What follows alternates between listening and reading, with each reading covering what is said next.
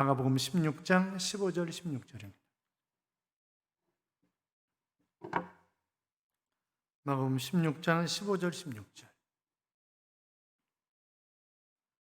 같이 읽겠습니다. 또 이르시되 너희는 온 천하에 다니며 만민에게 복음을 전파하라. 믿고 세례를 받는 사람은 구원을 받을 것이요 믿지 않은 사람은 정죄를 받으리라. 아멘. 같이 인사하겠습니다. 주의 이름으로 잘 될 것입니다. 더 잘 될 것입니다. 끝없이 잘 될 것입니다. 아멘. 예배의 성공자로 서기를 원하시는 여러분, 이 한 주간도 하나님이 여러분과 동행하심으로 행복한, 좋은, 잘 되는 그런 한 주간의 삶이 될 줄로 믿습니다. 시어머니가 며느리가 있었는데 시어머니가 날만 새면 떡을 만들어가지고 시장에 떡 팔러 가는 거예요. 아니, 사람들이 모여있는 곳에 가서 떡을 파는 것입니다. 그러다가 여름철 더워지면 아파트 이런 데를 뒤지면서 그 폐품 이런 거를 모으고 또 돈도 얼마 안 되는 곽딱지 이런 걸 모아가지고 파는 거예요. 어머니 제발 좀 그러지 마세요. 창피해 죽겠어요. 애나 좀 봐주세요. 애나. 그런데 시어머니가 며느리 말에 아랑곳 없이 그냥 끊임없이 일을 하는 것입니다. 그러다가 이 어머니가 쓰러졌어요. 대변을 받아내야 되는 그런 상황이 되었습니다. 그런데 이 시어머니가 대변 후에 심사임당을 한 장 탁 놓는 것입니다. 그랬더니 며느리가 하는 말이 똥을 치울 때마다 어머님의 변은 보기만 해도 너무 좋아요. 그렇게 얘기를 하는 거죠. 연세 대신 어르신들 알으셨죠? 이럴 줄 알았으면 젊었을 때 많이 모아둘 걸. 젊은이 여러분, 하나님을 위해서 멋지게 쓰시고 그래도 조금 모아놓으셔서 노후에 불편함이 없도록 그렇게 하시는 것이 상당히 필요할 것이라고 생각이 듭니다. 성공하는 사람들에게는 몇 가지 특징이 있습니다. 분명한 목적을 가지고 있고 이 일의 우선순위를 분명히 한다고 하는 것입니다. 똑같이 중요한데 그러나 어떤 것을 먼저 해야 하는가, 그런 분별력을 가지고 있는 사람들이 결국 성공하게 되어 있다라고 하는 그런 이야기를 합니다. 여러분, 우리가 그 내 삶의 우선순위는 나의 사명과 밀접한 관계를 가지고 있는데 나의 사명은 예수님이 어떻게 살다가 가셨는가라고 하는 것을 생각하면 내 사명이 뭐다, 예수님 뭘 지시하셨는가 하는 것을 생각하면 우리가 알 수 있습니다. 예수님이 이 땅에 오신 목적을 누가복음 19장 10절에서 이렇게 말씀하셨습니다. 인자가 온 것은 잃어버린 자를 찾아 구원하려 함이니라 그랬습니다. 우리가 이미 보았습니다만 마가복음 1장 38절에 이 복음 사역 초기 때 예수님이 이렇게 말씀하셨죠. 이르시되 우리가 다른 가까운 마을들로 가자. 거기서도 전도하리니 내가 이를 위하여 왔느니라. 자, 예수님이 이 땅에 왜 오셨다고요? 전도하기 위해서 오셨다고요. 그것이 이 땅에 오신 목적이라고요. 그분이 공생의 3년을 마치시고 우리를 위해서 십자가에 못 박혀 죽으시고 부활하시고 승천하시기 전에 부탁하신 게 있죠. 오직 성령이 너희에게 임하시면 너희가 권능을 받고 예루살렘과 온 유대와 사마리아 땅끝까지 이르러 내 증인이 되라. 그렇게 말씀하셨습니다. 마태복음 28장 18절 이하에 보시면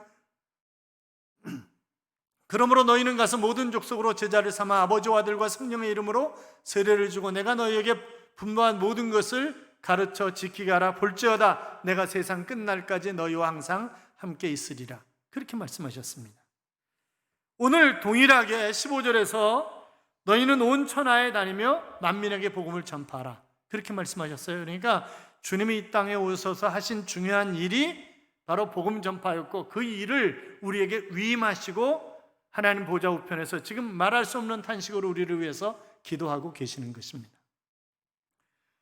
예수님이 수없이 많은 비유를 하셨어요. 그런데 그 비유 가운데 이 회복에 관한 그런 비유가 굉장히 많습니다.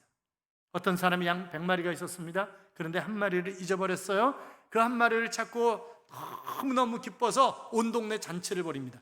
양 한 마리 값에 몇 배가 들어가는 것입니다. 그럼에도 불구하고 잃은 것을 찾았기 때문에, 여러분, 잃은 동전의 비유도 마찬가지잖아요. 아니, 탕자가 돌아오는 것도 뭐예요? 잃어버린 자의 결국 구원을 지금 이야기하고 있는 것입니다. 사도행전 20장에 보면 바울은 자신의 사명을 이렇게 얘기를 합니다. 나의 달려갈 길과 주 예수께 받은 사명 곧 하나님의 은혜의 복음을 증거하는 일을 마치려 하면은 나의 생명을 조금도 귀하게 여기지 않는다 하는 그런 이야기를 하고 있는 것을 볼 수 있는데, 나의 달려갈 길이 무엇입니까? 내 인생의 사명입니다.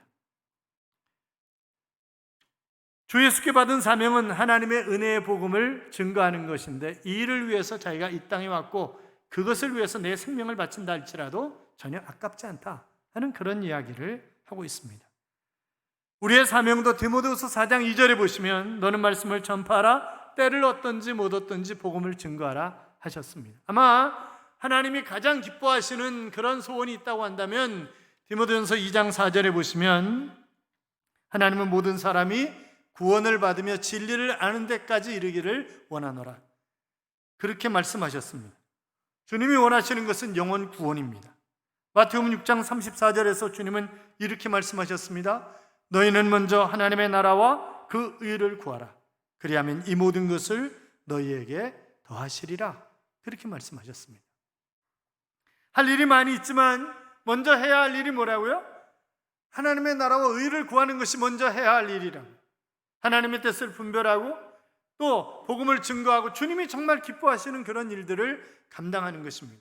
그러니까 하나님의 나라와 의는 직장생활하는 사람들의 본봉이고 보너스는 보너스예요.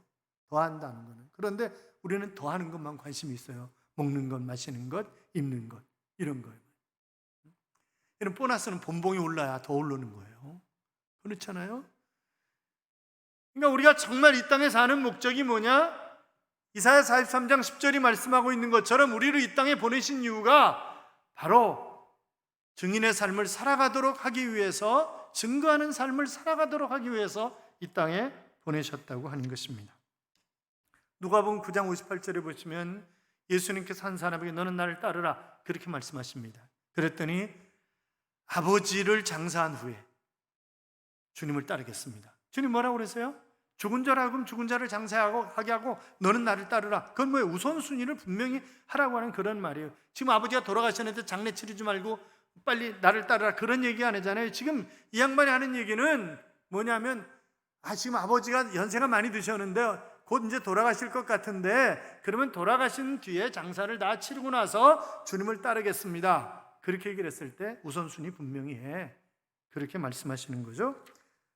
사랑하는 여러분, 우리가 때를 얻든지 못 얻든지 복음을 전하는 것이 우리의 삶의 우선순위가 되어야 하는 것입니다. 심리학자인 세드 햄스터드라고 하는 사람은 사람들이 보통 하루에 5, 6만 가지 생각을 한다는 거예요. 많게 생각하는 사람 한 10만 가지 정도 나도 모르게 계속 생각을 하는 것입니다. 그런데 그 가운데 80%, 85% 이상이 부정적인 생각이라는 거예요. 그래서 내가 가만히 있으면 부정적인 사고를 가지고 살아갈 수밖에 없는 것이 우리 인생인 거죠. 그렇기 때문에 끊임없이 긍정적인 그런 사고를 가지도록 훈련을 해야 되는데 프로이드가 그런 얘기를 했습니다. 적어도 3,000번 이상 쇠뇌를 시켜야 내 사고가 바뀌어갈 수 있다 하는 그런 얘기, 거의 불가능하다는 그런 얘기죠. 결국 자, 그렇다면 주님이 이 땅에 오신 사역과 그분의 위임하신 그런 것이 바로 복음 증거인데, 그럼 이 복음 증거를 왜 해야 되는 것입니까? 그것은 왕의 명령이기 때문에 그렇습니다. 여러분, 나의 왕이 누굽니까? 나의 왕은 나의 하나님, 나의 왕, 이분은 바로 예수 그리스도가 나의 왕이십니다. 하나님이 나의 왕이십니다. 그렇게 믿으시는 분들은 크게 아멘, 아멘. 그렇습니다. 여러분, 왕의 명령을 뭐라고 얘기합니까? 어명이라고 얘기합니다. 어명은 들어야 하는 것입니다. 죽을 사람도 어명이 내리면 살려지는 것입니다. 멀쩡하게 사는 사람도 어명이요 그리고 사약 갖다 주면요 받아 마셔야 되는 거예요. 아니 왜 내가 왜 죽어야 돼? 못 따져. 그냥 마시고 죽는 거예요. 그게 어명이에요. 그렇잖아요. 옛날에 암행어사들이 왕을 대신해서 지방 시찰을 하면서 불합리한 것, 부조리한 것, 부정 이런 걸 발견하면 딱 마패 꺼내가지고 암행어사 출도요 이러잖아요. 그의 권한은 왕의 권한입니다. 왕의 권한을 위임받은 것입니다. 그러면 그 뒤에 군사들이 따라서 그것을 보완을 해줘요. 암행어사가 힘을 쓸 수 있도록. 그렇잖아요. 마찬가지예요. 하나님이 우리를 이 땅에 바로 암행어사로 파송을 하시고 거기에 걸맞는 능력을 우리에게 주신 거예요. 그것이 17절, 18절이에요. 자, 17절, 18절 봐요. 같이 읽어요. 믿는 자들에게는 이런 표적이 따르리니 곧 그들이 내 이름으로 귀신을 쫓아내며 새 방언을 말하며 뱀을 집어올리며 무슨 독을 마실지라도 해를 받지 아니하며 병든 사람에게 손을 얹즉 나으리라 하시더라. 아멘. 자, 하나님이 이런 권력을 주셨어요. 능력을 주셨습니다. 귀신을 추방하고 병든 자를 고치고. 그러니까 내가 어떤 어려운 일이 있고 힘들고 그러면 뭐 하면 돼요? 복음을 전하면 되는 거예요. 복음을 전하면 하나님이 거기에 걸맞는 능력을 주셔서 귀신도 추방하게 하시고 병든 자도 이렇게 세워주시고 그러는 것입니다. 그러니까 복음 증거가 그렇게 중요한 것이란 말이죠. 여러분, 누구 보면 알아요? 우리가 사도행전 28장에 보면 사도 바울이 로마로 압송되잖아요. 겨울 지난 다음에 가자고. 광풍이 일어나기 때문에 틀림없이 그 지중해에는 겨울에 바람이 세게 분다는 거예요. 그런데 말을 안 듣는 거죠. 선주가 말을 안 듣는 거예요. 결국 가다가 어떻게 풍랑만 나가지고 배가 자초되잖아요. 다 죽게 됐습니다. 안에 있는 물건 다 버리고 다 죽게 됐어요. 바울이 하나님 앞에 간절히 기도하죠. 배 안에 탔던 276명 하나도 안 다친다. 걱정하지 마라. 그러니까 여러분 걱정하지 마십시오. 하나님이 여러분을 살려주실 것입니다. 그리고 결국 그들은 밀레다나라고 하는 섬에 안착을 하게 됩니다. 그리고 옷 다 젖었고 다 젖은 거잖아요. 그러니까 나무 펴놓고 불 쬐는 거예요. 그런데 뱀이 나와서 확 무는 거예요, 바울을. 그랬더니 사람들이 아이고 저 사람이 바다에서는 구원받았는데 나와가지고 결국 죽는구만. 멀쩡한 거예요. 멀쩡한 거예요. 그리고 이 멜리도 섬의 추랑의 아버지가 이질에 걸렸잖아요. 그런데 손을 얹고 기도하니까 그가 즉시 치료되는 그런 놀라운 역사가 일어나는 것을 우리가 볼 수 있지 않냐 이 말이죠. 사랑하는 여러분, 여러분이 복음을 증거하는 자로서 삶을 살아가면 여러분에게도 놀라운 그런 능력이 나타날 줄로 믿습니다. 왜요? 왕의 명령이라니까요. 왕의 명령. 알렉산더가 주전 334년에 동방원정을 떠납니다. 그리고 332년에 이스라엘이 점령을 당합니다. 그런데 어느 큰 성의 성주가 이제 그런 얘기를 하는 거예요. 이제 알렉산더가 가가지고 그 성 앞에서 병사들을 데리고 항복하라! 항복하라! 그랬더니 야 임마! 내 군사가 네 군사보다 훨씬 더 많어. 네가 항복을 해야지 내가 왜 항복을 해 이 자식아. 그러니까 알렉산더가 자기 신하들을 쭉 일렬로 세웁니다. 뛰어내려. 그랬더니 하나씩 착착 뛰어내리는 거예요. 30m 이상 되는 절벽으로. 그리고 그냥 죽는 것입니다. 10명 뛰어내리게 한 후에 수도 항복하라. 그랬더니 이 성주가 항복하겠습니다. 왜요? 지휘관의 지시에 생명을 거는 저 군사들을 우리가 이길 수 없다. 그래서 결국 항복했다고 하는 그런 역사적인 이야기가 있습니다. 왕의 명령입니다. 사랑하는 여러분, 같이 한번 따라해요. 전도는 어명이다. 전도는 어명이다. 어명이기 때문에 우리는 이것을 반드시 따라야 하는 것입니다. 뿐만이 아니라 교회가 존재하는 이유이기 때문에 우리가 복음을 전해야 하는 것인데, 여러분 이제 젊은 남녀가 결혼해서 아이를 몇 명 낳아야 본전인 거예요? 2명 낳아야 본전인 거예요. 애 둘 낳아야 본전이잖아요. 그러니까 하나만 낳는 건 본전도 못 찾는 거예요. 그러니까 낳을 수 있는 사람 빨리 낳아야 돼요. 많이. 애를 많이 낳으면 이제 정부가 애를 길러요. 왜? 그럴 수밖에 없어요. 지금 전 세계에서 가장 출산율이 낮은 나라가 우리나라고, 그냥 놔두면 제일 먼저 세계에서 없어질 나라가 대한민국이잖아요. 그렇잖아요. 여러분 지금 교인들이 1000명이 모이면 교회 학교도 1000명이 돼야 되는 거예요, 아이들이. 그런데 200명이에요. 지금 대한민국 교회 학교가 교회 가운데 70% 이상이 없어요. 그나마 제가 미국에서 공부할 때 애슐랜드에 있는 그래도 큰 교회들을 가서 예배를 드려요. 주일날 이제 가서 예배를 드리는 거예요. 그런데 예배 시간에 교회 학교가 없어요. 그나마 거기는 교회 학교 담당 교육자가 아이들을 나오라, 예배 시간에, 어른 예배 시간에 아이들을 나오라 그래가지고 그 안에 앞에다가 이렇게 애들을 앉혀놓고 막 설교를 하는 거예요. 한 5분 동안 설교를 하는 거죠. 그러면 어른들도 같이 다 듣는 거죠. 그러는 거예요. 애들이 없어요. 애들이. 왜 그래요? 첫째는 애를 안 낳아서 그랬고요. 둘째는 신앙을 전수하지 않는 거예요. 그러니까 신앙은 자유인데 뭐 이러고 애들을 내팽개쳐 두는 거예요. 예배들을 안 오면요, 뒤지게 패서라도 데려와야지. 그렇잖아요. 돼지기 패서라도 데려와야지. 신앙은 자유라고. 그러면 자식들이 지옥 가면 좋겠어요? 그건 아니잖아요. 그러니까 우리가 신앙을 잘 전수해 줘야 되는 거죠. 초다를 참아하지 못하는 자는 그 애비가 아니니라. 성경은 그렇게 말씀하고 있는 것을 볼 수 있습니다. 여러분, 우리도 복음을 전해줬기 때문에 우리가 지금 예수를 믿는 것 아니겠어요? 영원한 천국을 차지한 것 아니겠냐고요. 에밀 브룬너라고 하는 신학자가 이런 얘기를 했습니다. 불길이 일어날 나무로 불이 존재하는 것처럼 바로 전도하는 것 때문에 교회가 존재한다 하는 그런 얘기를 했어요. 그러니까 교회의 존재 이유는 전도라는 거예요. 복음 증거라는 거죠. 개인적으로도 마찬가지로. 그러니까 전도하지 않는 교회는 뭐예요? 교회가 아니에요. 바꿔서 얘기하면 전도하지 않는 사람 뭐예요? 하나님의 자녀가 아니라는 거예요. 아니, 성경이 이렇게 얘기하고 있는 거예요. 또 전도가 왜 중요합니까? 이 세상 최고의 선물이 바로 전도이기 때문에 그렇습니다. 여자들의 보약이 뭐예요? 돈, 보석, 옷. 이게 여자들의 보약이에요. 여러분, 자기 아내에게 돈 주면 좋아하는 거 며칠 갑니까? 2, 3일 가면 땡이에요. 옷 사주면요, 옷 입을 때마다 감사해요? 어디 가자 그러면 옷이 없다고 그래.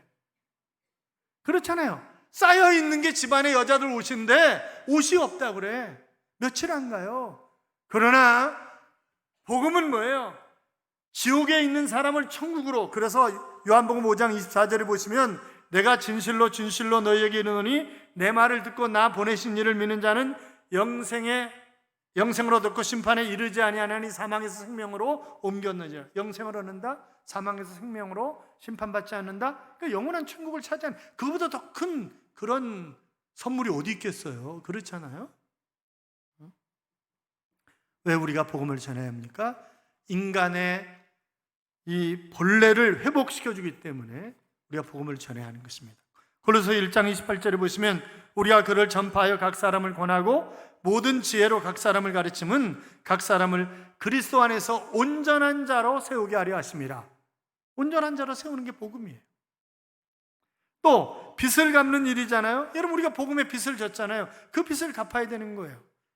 고린도서 9장 16절에 보시면 만일 복음을 전하지 않으면 내게 화가 있을 것이미로다 그랬습니다. 그러니까 복음 전도하지 않으면 내게 화가 임한다는 거예요. 이 세상에서 가장 가치 있는 일이고, 시편 126편 5절에 보시면 눈물을 흘리며 씨를 뿌리는 자는 기쁨으로 단을 거두리로다 그랬는데, 교회 부흥의 원리이기 때문에 우리는 복음을 전해야 하는 것입니다. 여러분, 100여 년 전만 해도 우리가 얼마나 가난한 나라였어요. 찢어지게 가난한 나라였어요. 아니, 해방된 후에 유엔에 등록된 그런 나라 가운데 제일 못 사는 나라가 인도였어요. 끝에서 두 번째가 대한민국이었어요. 그런데 지금은 세계 경제 10인이 11인이 그러고 있는 것 아니에요. 여러분, 이 땅에 복음이 전해지면서 경제가 성장하기 시작한 것입니다. 그러니까 이 교회의 성장과 한국 경제의 성장은 같이 간 거예요. 그런데 아까 영상 보셨잖아요. 정부 왜 저러는지 모르겠어요. 국회의원들 왜 저러는지 모르겠어요. 여러분, 우한에서 코로나19가 발생했어요. 왜 우한이에요?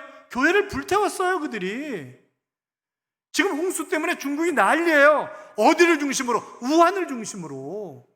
하나님이 징계할 수 있어요, 이거는. 정신 차려야 되는 거예요. 이 지도자들이 정신 못 차리면 나라 말아먹을 수 있어요. 제가 욕하고 싶은데 차마 욕을 못 하겠어요. 그러니까 우리가 정신을 차려야 되고, 그러니까 그들을 욕할 필요는 없어요. 왜?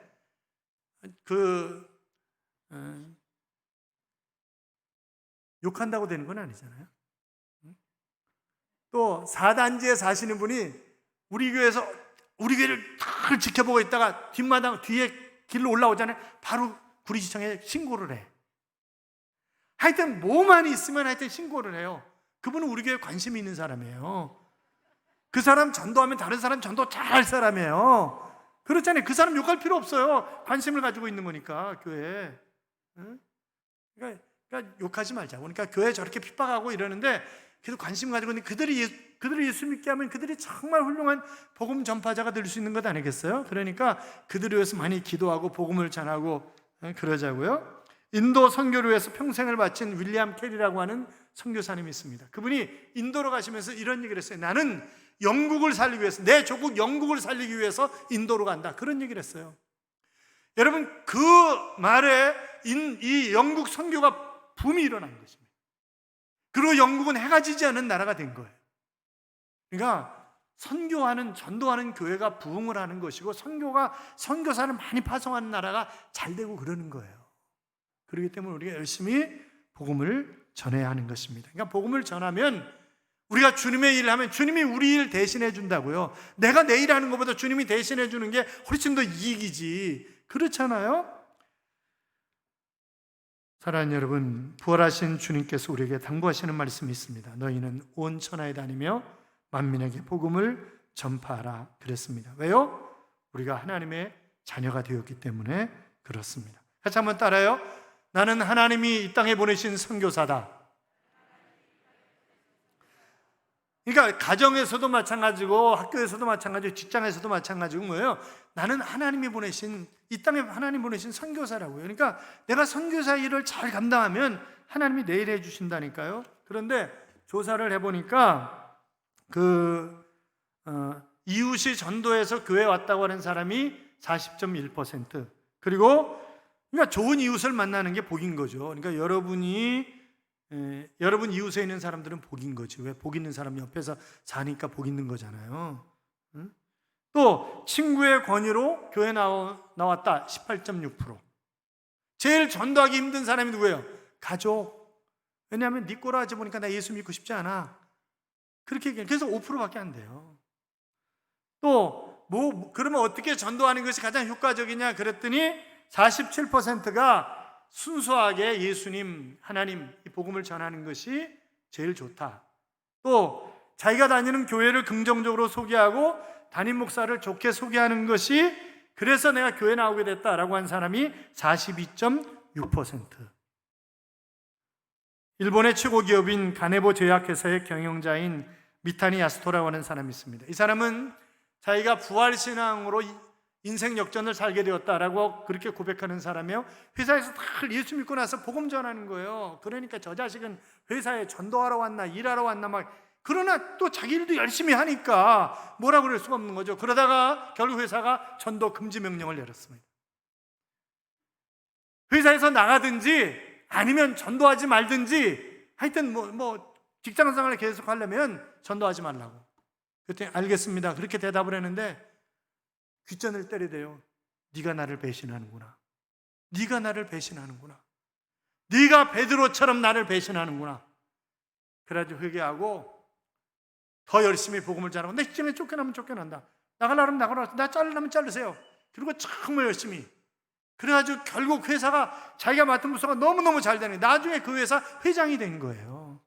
그래서 그는 전국 방방곡곡을 돌아다니면서 바로 부활신앙 때문에, 예수님 전하는 것 때문에 내가 새로운 인생을 살게 되었고 잘 되는 인생이 되었다고 하는 그런 고백을 하는 것입니다. 너희는 온 천하에 다니며 만민에게 복음을 전하라 그랬습니다. 사랑하는 성도 여러분, 부활을 믿는 자의 사명은 온 천하에 다니면서 복음을 전하는 것입니다. 이것은 주님의 지상명령입니다. 어명입니다. 내가 잘 되는 비결입니다. 복음에 빚진 것을 갚는 것입니다. 그래야 내게 화가 임하지 않습니다.